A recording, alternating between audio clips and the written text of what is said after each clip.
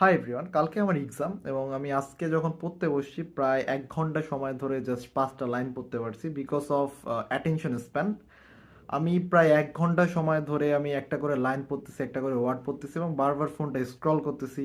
কে message দিল, কোন notification আসলো, অ্যান্ড এমন করতে করতে আমি যখন প্রায় দেখলাম যে 1 ঘন্টা চলে গেছে এবং আমি অনলি 5টা লাইন পড়তে পারছি। এবং এই জিনিসটা আমি ড্যাম শিওর যে তোমাদের লাইফেও হয় এবং রেগুলার বেসিসে এই জিনিসটা হয়।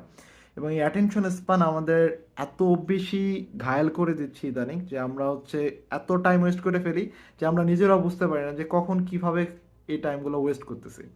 তো এই যে মনোযোগ না থাকা, এই মনোযোগ না থাকার জন্য আমরা নিজেদের পরবর্তীতে অনেক বেশি আফসোস করার লাগে এবং পরবর্তীতে আমরা অনেক বড় মারা খাই লাইফে এবং অনেক বাস খাই।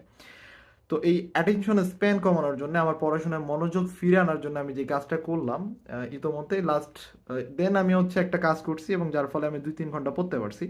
এবং সেই কাজটা হলো যে আমি আমার ফোনটাকে হচ্ছে আমার ড্রয়ারের মধ্যে লক করে সে চাবিটাকে দূরে একটা জায়গায় দূরে একটা জায়গায় রেখে আসছি।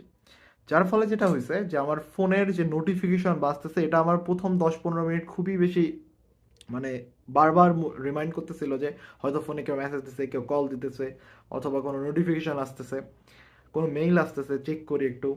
বাট যখন 10-15 মিনিট পর একটু পর ধীরে ধীরে আমি পড়ার মনোযোগ দিতে পারছি এবং একটা সময় যে আমি একটা লম্বা সময় কিন্তু পড়তে পারছি এবং আমার যে নির্দিষ্ট গোল, যেই যতটুকু পড়া উচিত এই 3 ঘন্টায়, ততটুকু ইনশাল্লাহ আমি স্যাটিসফাইড যে আমি ততটুকু পড়তে পারছি।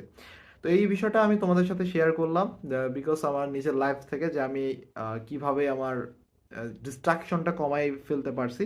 হোপফুল তুমিও তোমার লাইফে এই জিনিসটা ইউজ করতে পারো এবং যেই বিষয়গুলো তোমাকে পড়ার সময় ডিস্ট্রাক্ট করে সেই বিষয়গুলোকে অবশ্যই দূরে রাখো এবং যত দূরে রাখতে পারবা তত দেখবা যে তোমার ডিস্ট্রাকশন কমে যাচ্ছে।